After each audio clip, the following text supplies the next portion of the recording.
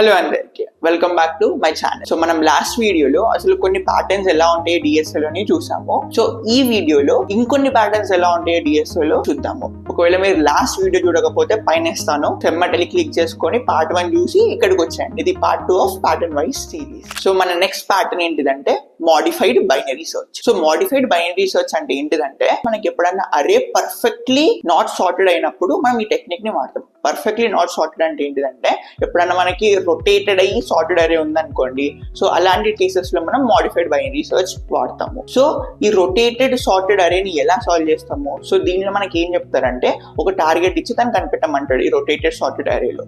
So దీనికి మనం normal binary search use చేస్తాం, కానీ ఏంటిది ఇంకొక ఎక్స్ట్రా చెక్ అనేది చేస్తాము. సో దీన్ని ఎలా సాల్వ్ చేస్తామంటే, మనం ఫస్ట్ ఏ హాఫ్ సార్టెడ్ అయి ఉందో దాన్ని తీసుకున్న తర్వాత దాంట్లో మన టార్గెట్ ఎలిమెంట్ ఉందో లేదో చెక్ చేసుకుంటాం. ఒకవేళ దాంట్లో లేకుండా మనం సెకండ్ హాఫ్ లోకి వెళ్ళిపోయి సేమ్ బైనరీ సర్చ్ యూజ్ చేసుకొని టార్గెట్ ఎలిమెంట్ దాంట్లో ఉందో లేదో చెక్ చేసుకుని రిటర్న్ చేసుకుంటాం.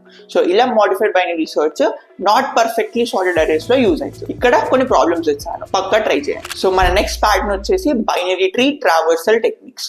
సో మనకి బైనరీ ట్రావర్సల్ టెక్నిక్స్ అంటే మనకి ఇన్ ఆర్డర్ ట్రావర్సల్ ఉంటుంది, pre order, post order, level order traversal ఉంటాయి. సో మనం ఈ ట్రావర్సల్ టెక్నిక్స్ ని ఏదో రికర్సివ్ గా రాసుకోవచ్చు ఆర్ ఇటరేటివ్ గా రాసుకోవచ్చు. రికర్సివ్ గా రాసుకుంటే కొంచెం ఈజీగా ఉంటుంది. ఇటరేటివ్ గా ఎలా రాసుకుంటామంటే స్టాక్ ఆర్ క్యూని యూజ్ చేసుకొని ఇటరేటివ్ గా ఈ ట్రావర్సల్ టెక్నిక్స్ ని రాసుకుంటాం. సో నెక్స్ట్ మనకి లెవెల్ ఆర్డర్ ట్రావర్సల్ ఉంటుంది. సో లెవెల్ ఆర్డర్ ట్రావర్సల్ అంటే ఏంటంటే, మనం ట్రీలో ప్రతి ఒక్క లెవెల్ ని ఒక లెవెల్ తర్వాత ఇంకో లెవెల్ ని ఎక్స్ప్లోర్ చేస్తూ ఉంటూ మనం ప్రాబ్లమ్స్ బట్టి లెవెల్ ఆర్డర్ ట్రావెల్స్ ని వాడుతూ ఉంటాము. అండ్ ఆల్సో గుర్తుంచుకోండి, మనం ఎప్పుడైనా ఏ ట్రావర్సల్ టెక్నిక్ అయినా వాడకూడదు. సో ప్రాబ్లం బట్టి ఆ ప్రాబ్లమ్కి సూట్ అయ్యేటువంటి ట్రావర్సల్ టెక్నిక్ ని వాడుకోవాలి. సో ఫర్ ఎగ్జాంపుల్, మనకి ఎప్పుడైనా సార్టింగ్ గురించి అన్నా, లేకుంటే నోజ్ ని సార్ట్ చేయాలన్నా, ఇలా గురించి మాట్లాడుతున్నప్పుడు మనం ఇన్ ఆర్డర్ ట్రావర్సల్ టెక్నిక్ ని యూజ్ చేసుకోవాలి. సో ఇక్కడ కొన్ని binary tree traversal technique problems ఇచ్చాను, పక్కా ట్రై చేయండి. సో మన నెక్స్ట్ ప్యాటర్న్ వచ్చేసి DFS, depth first search. So ఈ ప్యాటర్న్ తో మనం ఇది గ్రాఫ్స్ ఆర్ ట్రీస్ లో అన్ని పార్ట్స్ ని ఎక్స్ప్లోర్ చేస్తానికి బాగా యూజ్ చేస్తాము. సో మనం డిఎఫ్ఎస్ ని ఏదర్ రికర్సివ్ గా ఇంప్లిమెంట్ చేసుకోవచ్చు ఆర్ ఇటరేటివ్ గా కూడా యూజ్ చేసుకోవచ్చు. సో ఇటరేటివ్ గా మనం ఎలా ఇంప్లిమెంట్ చేస్తామంటే, యూజింగ్ స్టాక్ ని యూజ్ చేసుకొని మనం ఇటరేటివ్ గా డిఎఫ్ఎస్ ని ఇంప్లిమెంట్ చేసుకోవచ్చు. కానీ రికర్సివ్ గా ఇంప్లిమెంట్ చేస్తే చాలా ఈజీ. సో సింపుల్ గా మనం డిఎఫ్ఎస్ లో ఏం చేస్తామంటే, మనం ఏదో ఒక స్టార్టింగ్ పాయింట్ ని పిక్ చేసుకొని విజిటెడ్ నోడ్స్ ని ట్రాక్ చేసుకొని కరెంట్ నోడ్ లో ఏమైనా ఆపరేషన్స్ ఉంటే దాన్ని పర్ఫామ్ చేసి అన్విజిటెడ్ నేబర్స్ ని ఎక్స్ప్లోర్ చేస్తాము. సో ఇలా డిఎఫ్ఎస్ ని ఎక్కువ ప్రాబ్లమ్స్ లో వాడతాము. సో ఈ ప్యాటర్న్ ని ప్రాక్టీస్ చేస్తానికి స్క్రీన్ మీద కొన్ని క్వశ్చన్స్ ఇస్తాను, ప్రాక్టీస్ చేయండి. సో నెక్స్ట్ ప్యాటర్న్ వచ్చేసి మనకి BFS, breadth first search. So DFS లో మనం ప్రతి ఒక్క పాత్ ని ఎక్స్ప్లోర్ చేస్తాం అంటే, బిఎఫ్ఎస్ లో మనం ఏం చేస్తామంటే లెవెల్ బై లెవెల్ ట్రావర్సల్ చేస్తూ ఉంటాము. So level by level traversal ఎలా చేస్తూ ఉంటామంటే, క్యూని యూజ్ చేసుకొని మనం బిఎఫ్ఎస్ ట్రావర్సింగ్ చేస్తూ ఉంటాము. సో జనరల్ గా బిఎఫ్ఎస్ ఎక్కడ వాడతామంటే, మనకి అన్వెయిటెడ్ గ్రాఫ్స్ లో షార్టెస్ట్ పార్ట్ కనుక్కోమని వాడు క్వశ్చన్స్ లో అడుగుతూ ఉంటాడు.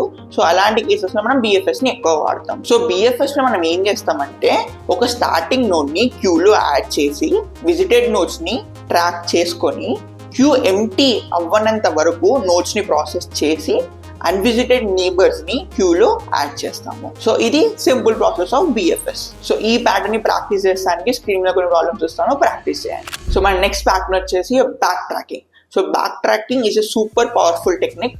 అండ్ చాలా కంపెనీస్, లైక్ ఫ్యాన్ కంపెనీస్ లో బ్యాక్ ట్రాకింగ్ గురించి చాలా క్వశ్చన్స్ అడుగుతూ ఉంటారు. సో మనం బ్యాక్ ట్రాకింగ్ లో ఏం చేస్తూ ఉంటామంటే, ప్రతి ఒక్క పొటెన్షియల్ సొల్యూషన్ ఉంటుంది కదా, దాన్ని ఎక్స్ప్లోర్ చేస్తూ ఉంటాము.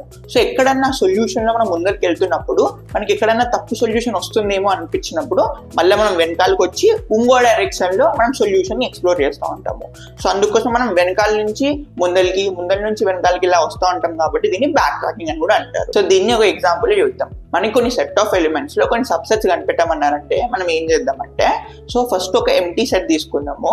ఒక ఎంటీ సెట్ లో ఫస్ట్ ఎలిమెంట్ ని యాడ్ చేసుకుంటాం. సో సెకండ్ ఎలిమెంట్ కి నాకు ఏం చాయిసెస్ ఉంటాయి, ఏదో యాడ్ చేసుకోవచ్చు ఆర్ నాట్ యాడ్ చేసుకోవచ్చు.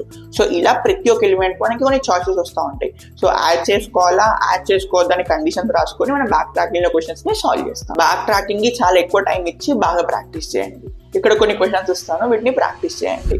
And last but not the least, dynamic programming are DP. DP ఒక పవర్ఫుల్ టెక్నిక్. సో మనం డైనమిక్ ప్రోగ్రామింగ్ లో ఏం చేస్తామంటే, ఎప్పుడైనా ఓవర్లాపింగ్ సబ్ ప్రాబ్లమ్స్ ఉన్నాయనుకోండి, దాన్ని మనం ప్రతిసారి కనిపెట్టకుండా అలానే మనం ఎప్పుడైనా ఒక సొల్యూషన్ ఫైండ్ చేస్తున్నప్పుడు కోడ్ లో దాన్ని ఒక దగ్గర స్టోర్ చేసుకొని, అలానే ఒక పెద్ద ప్రాబ్లమ్ ని సబ్ ప్రాబ్లమ్స్ లెక్క డివైడ్ చేసుకొని, సో ఇలా మనం డైనమిక్ ప్రోగ్రామింగ్ ని వాడుతూ ఉంటాం. డైనమిక్ ప్రోగ్రామింగ్ ఒక పెద్ద టాపిక్, చాలా ప్రాబ్లమ్స్ ఉంటాయి.